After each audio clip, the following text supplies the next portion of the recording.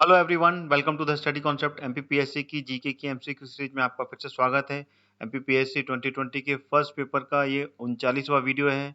लगातार ये सीरीज चल रही है जो कि नया सिलेबस अभी मध्य प्रदेश 2020 के लिए मध्य प्रदेश लोक सेवा आयोग ने जो बनाया है उसके आधार पर मैंने ये सीरीज बनाई है। और हर वीडियो में मैं 25 क्वेश्चंस लेके आता हूँ जिसपे कि मैं आपको कंप्लीट डीप एनालिसिस देता हूँ।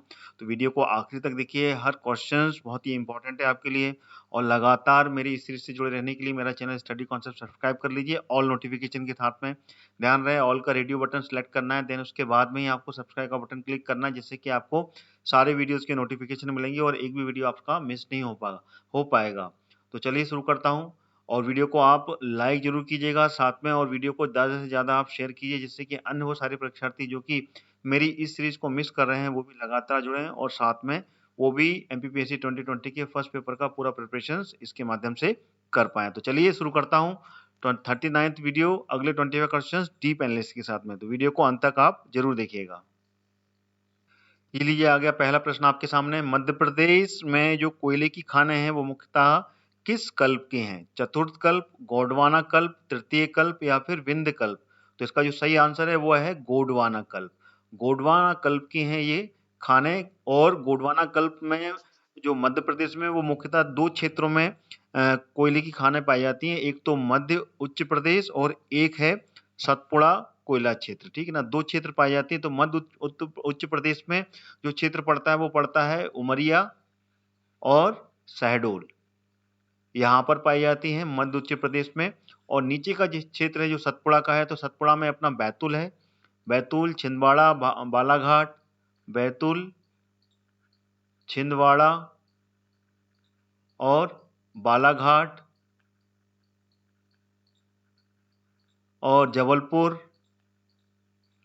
होशंगाबाद। तो ये सारे जो क्षेत्र हैं ये पूरे के पूरे सतपुड़ा के क्षेत्र कहलाते हैं। और ये गोंडवाना कल्प का ही क्षेत्र कहलाता है। गोंडवाना लैंड कहलाती है ये। यहाँ पे की कोयले की खानें मुख्यतः उपलब्ध हैं। ठीक है, चलिए आगे बढ़ते हैं। अगला प्रश्न आ गया, सम्राट अशोक सागर परियोजना किस नदी पर स्थित है? नर्मदा नदी, चंबल नदी, ये हलाली है। हलाली नदी या फिर सोन नदी? तो इसका जो सही विकल्प है वो है हलाली। हलाली नदी पर स्थित है ये सम्राट अशोक परियोजना। ठीक है ना, और ये कहाँ पर है? ये है रायसेन जिले में। ठीक है ना, विदिशा और रायसेन, ठीक है ना, दोनों ही जिलों में ये सिंचाई परियोजना संचालित की जाती है। इसमें रायसेन और विदिशा दोनों ही कृषि क्षेत्र है, वहां पर सिंचाई के लिए पानी उपलब्ध कराया जाता है। ठीक है ना, इसको हलाली परियोजना के नाम से भी जानते हैं और सम्राट अशोक परियोजना के नाम से भी जानते हैं। और ये हलाली नदी पर संचालित की जा रही है। और ये शुरुआत कब हुई थी इसकी? 1976 में इस परियोजना की शुरुआत कर दी गई थी। ठीक है, अगला प्रश्न आ गया, निम्नलिखित कारकों में से कौन सा प्रायद्वीपीय नदियों को पूर्व की ओर बहने का मुख्य कारण है? पश्चिमी भाग विष्टमय है, पश्चिमी घाट जल विभाजक का कार्य मुख्यतः करता है, या फिर नदी रिफ्ट घाटियों का अनुसरण करती है, या फिर पश्चिमी घाट की तुलना में पूर्वी घाट नीचे की ओर है?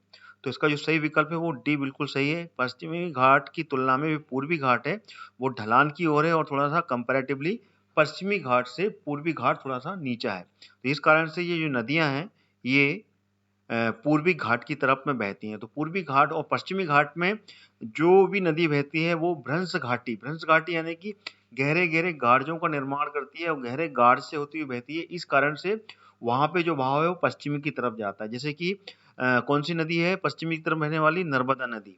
ठीक है ना, ये भ्रंश घाटी का निर्माण करती है नर्मदा। और कौन सी एक और है? ताप्ती नदी। ये दोनों नदियां भ्रंश घाटी का निर्माण करती है, गहरे गहरे गार्ज का निर्माण करती है, यानी गहरे गड्ढों से होती हुई ये आगे बढ़ती है, जो कि सतपुड़ा की घाटी और विंध्याचल के बीच में जो नर्मदा का क्षेत्र है और सतपुड़ा का क्षेत्र है वहीं से ये बहती हैं दोनों। तो ये गहरे गार्ज का निर्माण करती हैं। अलबत्ता जो पूर्व की तरफ बहती हैं वो बिल्कुल प्लेन मैदानी क्षेत्र से बहती हुई आगे बढ़ती हैं। क्यों? क्योंकि पश्चिमी क्षेत्र जो है, पूर्वी क्षेत्र जो है वो थोड़ा सा ढलान की ओर है। इस कारण से वो पूरे ढलान में बहती हुई ऊपर से आती है। हिमालय से जितनी भी नदियां आती हैं या फिर नीचे से अपन छत्तीसगढ़ की देखी जाए, अपनी कावेरी नदी है, या फिर अपनी कृष्णा नदी है, गोदावरी नदी है, ये सारी नदियों का जो ढलान है ना ये पूर्व की ओर है। ठीक है, तो ये क्लियर हो गया, यहाँ पर ढलान ज्यादा है। चलिए आगे बढ़ते हैं। अगला प्रश्न आ गया चौथा। अगस्त 2020 में भारत के सबसे लंबी नदी पर रोपवे का शुभारंभ किया गया था। ठीक है ना, कहां पर किया गया था ये? ऑप्शन आपके सामने है, गुवाहाटी, भुवनेश्वर, चेन्नई या फिर ईटानगर। तो इसका जो सही विकल्प है वो है गुवाहाटी।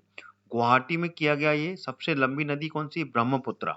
ठीक है ना, ब्रह्मपुत्र नदी पर इस रोपवे का शुरुआत की गई और ये सबसे लंबा है भारत का, 1.82 किलोमीटर सबसे लंबा अभी तक का रोपवे है।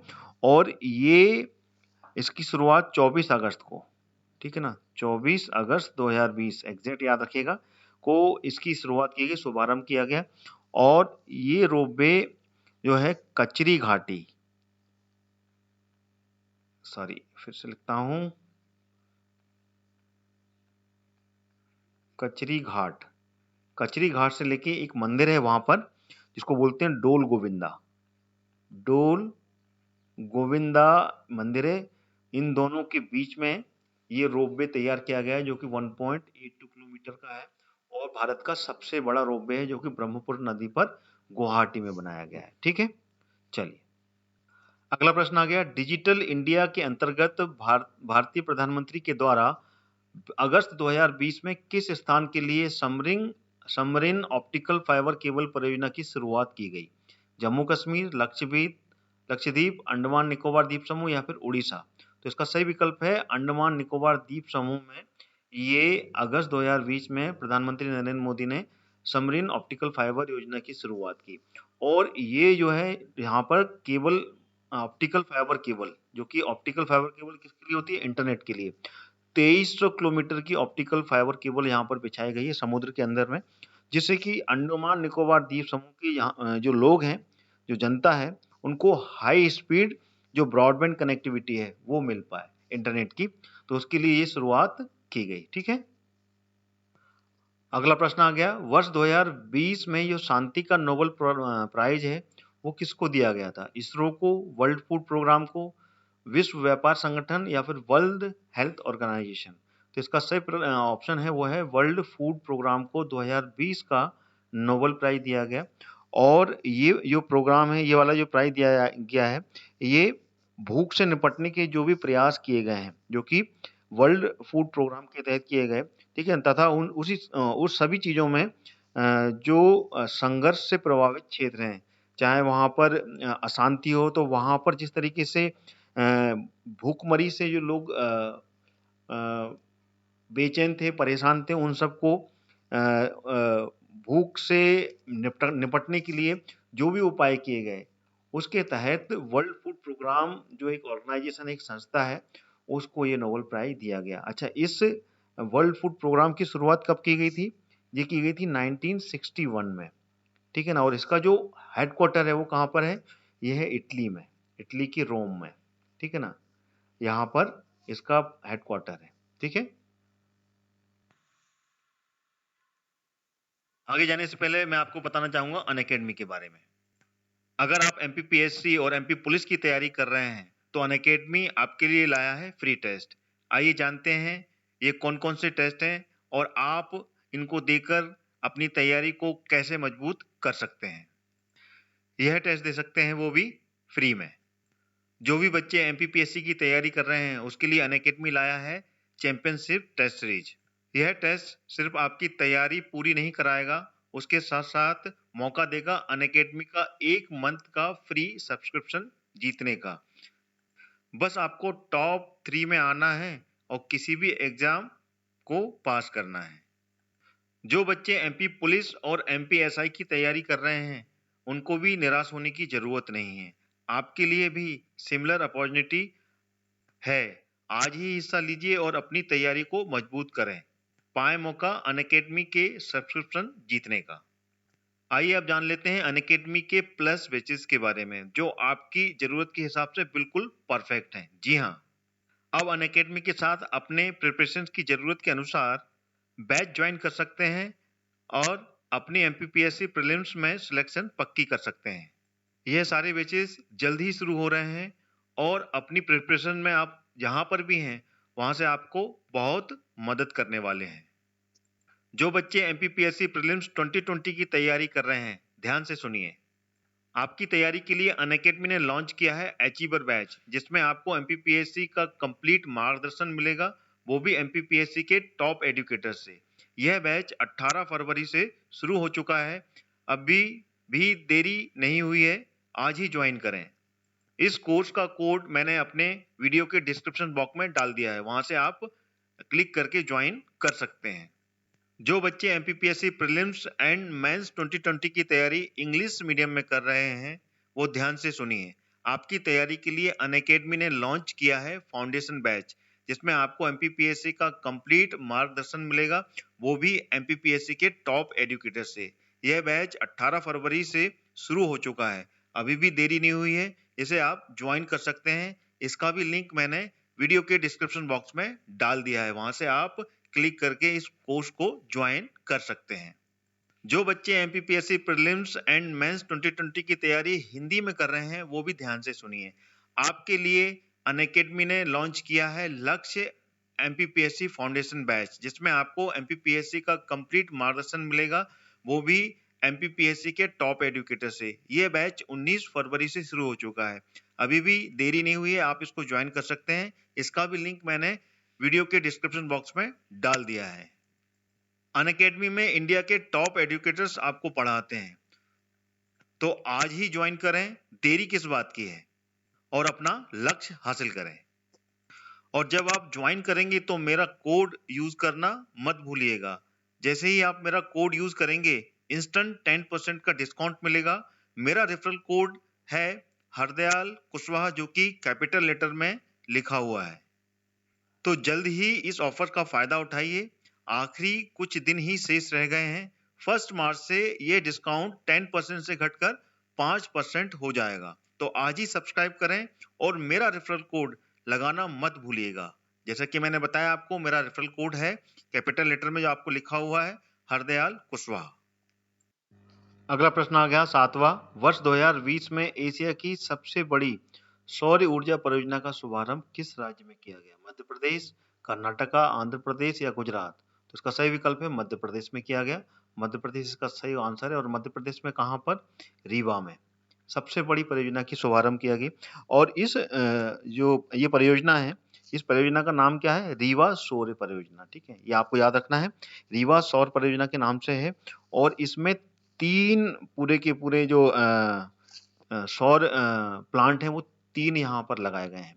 ठीक है ना, फर्स्ट, सेकेंड और थर्ड, और तीनों जो है वो 250-250 मेगावाट बिजली का उत्पादन करेंगे। ठीक है ना, यानी कि टोटल मिलाकर 750 मेगावाट बिजली का उत्पादन सौर ऊर्जा से यहाँ पर किया जाने वाला है, जिसको कि टोटल इसका नाम है अल्ट्रा सौर पावर प्लांट।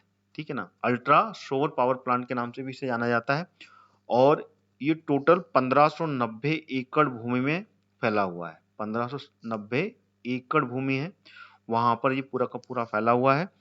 और इसको भारतीय सौर ऊर्जा और मध्य प्रदेश ऊर्जा विकास निगम, ठीक है ना, इन दोनों की ये संयुक्त परियोजना है। ठीक है, भारतीय सौर ऊर्जा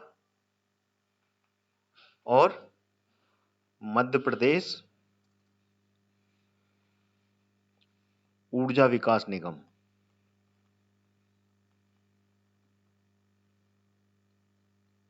इन दोनों की ये संयुक्त परियोजना है। ठीक है, ये भी बहुत इंपॉर्टेंट है कि पूछा जा सकता है कि रीवा में जो सबसे बड़ा अल्ट्रा सोलर प्लांट लगाया गया है, वो किन दो की संयुक्त परियोजना है, तो ये आपको याद रखना है।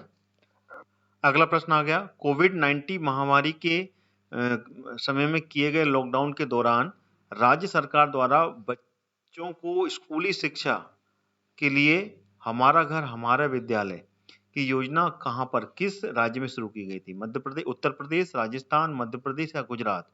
तो उसका सही विकल्प है मध्य प्रदेश।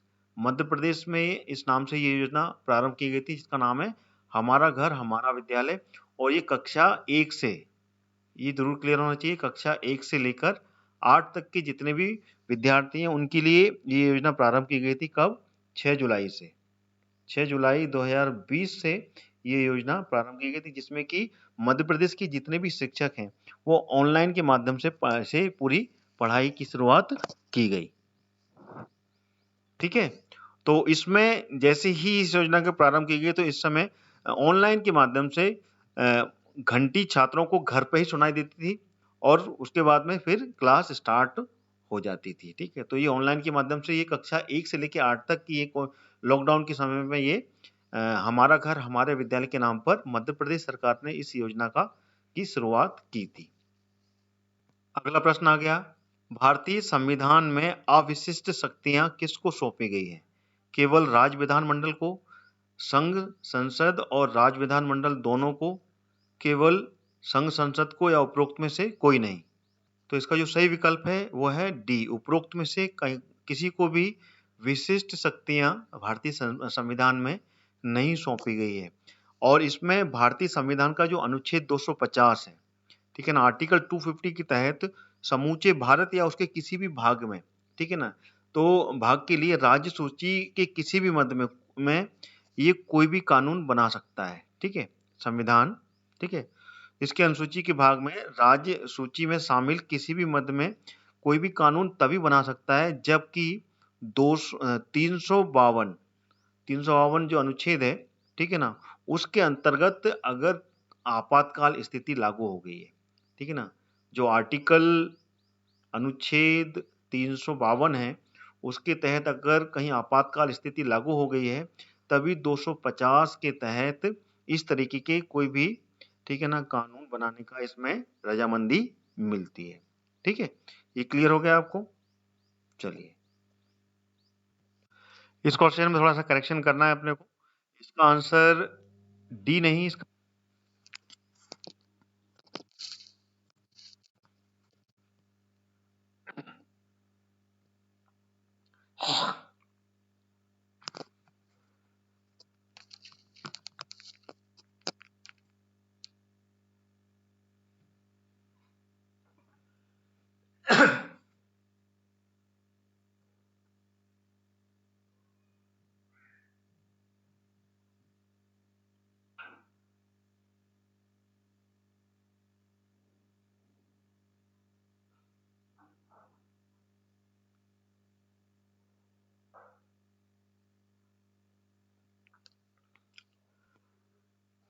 क्या हो रहा है ये? क्या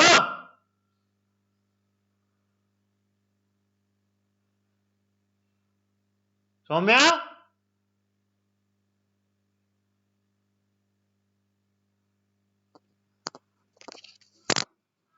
क्या हो रहा है ये?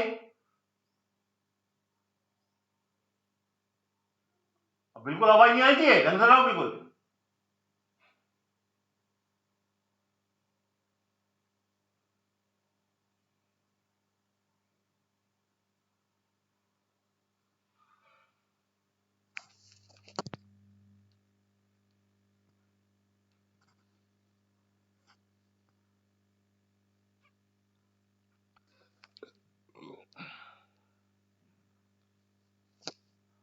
अगला प्रश्न आ गया, भारतीय संविधान के किस अनुच्छेद में राज्य की राजभाषाएं और भाषाएं अपनाने की प्रक्रिया है? तो राज्य की राजभाषा या फिर भाषाएं को अपनाने की प्रक्रिया है, तो किस अनुच्छेद में है? ए, बी, सी, डी। तो इसका जो सही विकल्प है वो है अनुच्छेद 345 में इसकी अपनाने की प्रक्रिया है, जो भाषाएं हैं उनको। ठीक है, अगला प्रश्न आ गया, राज्य में, मध्य प्रदेश राज्य की बात है, राज्य में दशकीय जनसंख्या वृद्धि दर में जो सर्वाधिक कमी हुई थी वो किस संभाग में हुई थी? इंदौर, रीवा, शहडोल या फिर बड़वानी? तो इसका जो सही विकल्प है वो है सी, शहडोल जो संभाग है उसमें जो जनगणना के अनुसार जो सबसे कम जनसंख्या वृद्धि दर जो नापी गई वो शहडोल में नापी गई, जो कि थी 12.3%, और सबसे अधिक जनसंख्या वृद्धि इंदौर में हुई थी, जो कि हुई थी 32.88%। ठीक है ना, जो कि 10 वर्ष में एक बार जनगणना होती है, तो ये 2011 की जनगणना के आधार पर बताया, जो कि 2001 से 2011 तक की जनगणना में जो वृद्धि दर नापी गई। और अब है 2021, तो 2021 में फिर से अभी जनगणना होने वाली है। उस जनगणना में ये पूरे के पूरे जो भी आंकड़े हैं ये बदलने वाले हैं। ठीक है, चलिए आगे बढ़ते हैं। अगला प्रश्न आ गया, भारत सरकार अधिनियम 1935 के अंतर्निहित अनुदेश पत्र को वर्ष 1950 में भारत के संविधान के किस रूप में संविष्ट किया गया है? मूल अधिकार, राज्य की नीति निर्देशक तत्व, या फिर राज्य की कार्यपालिकाओं की शक्ति का विस्तार, या फिर भारत सरकार का कार्य संचालन। तो इसका जो सही विकल्प है वो बी है। ठीक है, राज्य के नीति निर्देशक तत्व की तरह इसको शामिल किया गया है, और इसको संविधान के किस भाग में शामिल किया गया है? चौथे भाग में। ठीक है ना, ये आपको याद रखना है। चौथा जो भाग है उसमें इसको शामिल किया गया राज्य के नीति निर्देशक तत्व में। ठीक है, अगला प्रश्न आ गया, वर्ष के चौथे और अंतिम grand slam tournament US open 2019 का जो पुरुष एकल का खिताब है वो किसने जीता? नवोको जोकोविच, रोजर फेडरर, राफेल नडाल, या फिर डेनियल मेदवेदेव। तो इसका जो सही विकल्प है वो कौन सा है? तो वो है सी, राफेल नडाल ने जीता था ये। ठीक है ना, जो कि वर्ष का चौथा और अंतिम ग्रैंड स्लैम टूर्नामेंट था, जो कि यूएस ओपन 2090 के नाम से है। ठीक है, और ये एकल खिताब राफेल नडाल ने जीता था, किसको हराकर? डेनियल मेदवेदेव को हराया था, पराजित करके ये अपने नाम पर किया था। ठीक है, अगला प्रश्न आ गया, कौन सा शब्द बैंकिंग से संबंधित नहीं है? एसएलआर, सावधि जमा, सीआरआर, या फिर एनईईआर। तो इसका जो सही विकल्प है वो है एनईईआर। जो है ये बैंकिंग की जो शब्दावली है उससे संबंधित नहीं है। ठीक है ना, और इसका जो फुल फॉर्म है वो है नॉमिनल इफेक्टिव एक्सचेंज रेट। ठीक है ना, जो कि किसी भी एक देश की मुद्रा से दूसरी देश की मुद्रा का जो तुलनात्मक उसमें रेटिंग होती है, मापा जाता है उसको। ठीक है ना, उसके लिए ये एनईआर जो शब्द है ये उपयोग किया जाता है, ना कि बैंकिंग टर्मिनोलॉजी में। ठीक है, तो ये बिल्कुल सही है। बाकी के ये तीनों के तीनों जो शब्द हैं ये बैंकिंग टर्मिनोलॉजी से संबंधित है। ठीक है, अगला प्रश्न आ गया, राष्ट्रीय बाल संरक्षण आयोग की स्थापना किस वर्ष की गई थी? वर्ष 2003 में, 2005 में, 2007 में, या फिर 2009 में। तो इसका सही विकल्प है वर्ष 2007 में। ठीक है ना, राष्ट्रीय बाल संरक्षण आयोग की स्थापना की गई थी, और ये राष्ट्रीय बाल संरक्षण अधिनियम 2005 के तहत 2007 में इसकी स्थापना की गई थी। कब? मार्च में। ठीक है ना, और इसमें 1+6 टोटल मेंबर होते हैं, यानी कि 7। एक अध्यक्ष और 6 सदस्यों की नियुक्ति होती है, जिसमें कि 2 महिलाएं होना आवश्यक है। ठीक है ना, 2 महिला सदस्य इसमें कम से कम होती हैं। ठीक है, ये भी आपको बिल्कुल याद रखना है कि इसमें जो डिस्ट्रीब्यूशन होता है सदस्यों का वो कैसे होता है। ठीक है, चलिए आगे बढ़ते हैं। अगला प्रश्न आ गया, खेलो इंडिया यूथ गेम्स गुवाहाटी 2020 में मध्य प्रदेश की कुश्ती अकादमी की किस खिलाड़ी ने गोल्ड जीता है? छाया पटेल, वर्षा पांडे, प्रियांशी यादव, या फिर प्रियांशी प्रजापत। तो इसका सही विकल्प है प्रियांशी प्रजापत। ठीक है ना, इन्होंने ये मध्य प्रदेश कुश्ती अकादमी के ये खिलाड़ी हैं, और इन्होंने खेलो इंडिया यूथ गेम्स गुवाहाटी 2020 में गोल्ड अपने नाम किया। उसके बाद में जो सिल्वर मेडल है वो वर्षा पांडे ने लिया था इसमें, और किसने जीता था?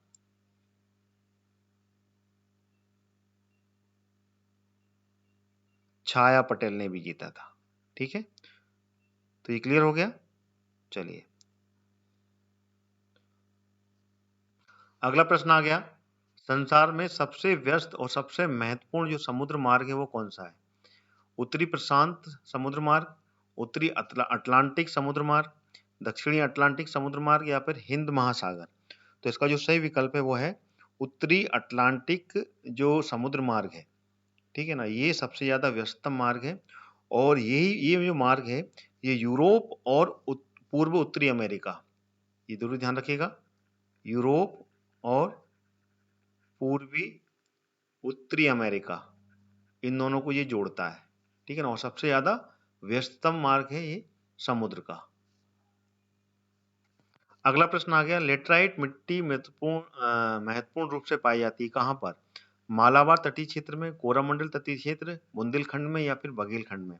तो इसका सही विकल्प है बुंदेलखंड। बुंदेलखंड में पाई जाती है ये लेटराइट मिट्टी। ठीक है। अगला प्रश्न आ गया, निम्नलिखित भारतीय राज्यों में से किसमें वन क्षेत्र का जो अनुपात है वो सबसे अधिक है, उच्चतम है? यानी कि सबसे सघन वन कहाँ पाया जाता है उच्चतम में? मध्य प्रदेश, सिक्किम, मेघालय या फिर मिजोरम? तो इसका जो सही विकल्प है वो है मिजोरम। मिजोरम में सबसे ज्यादा घना घना वन पाया जाता है।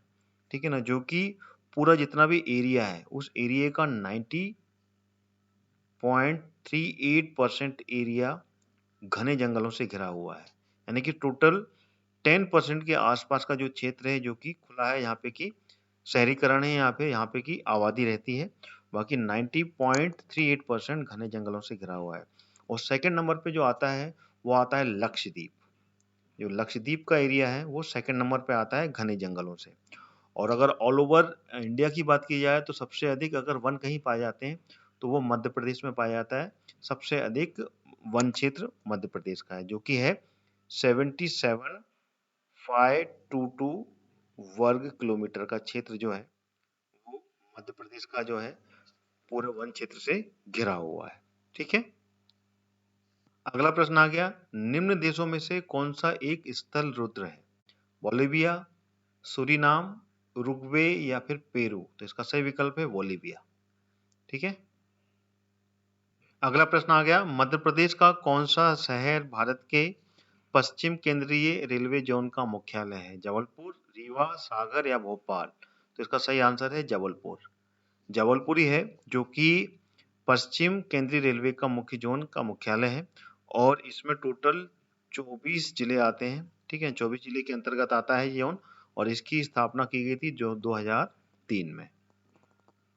अगला प्रश्न आ गया, निम्न में से किस घटना ने इंग्लैंड के सम्राट को भारतीय प्रशासन को अपने अधीन कर लेने के लिए प्रेरित किया था? कौन सी घटना थी?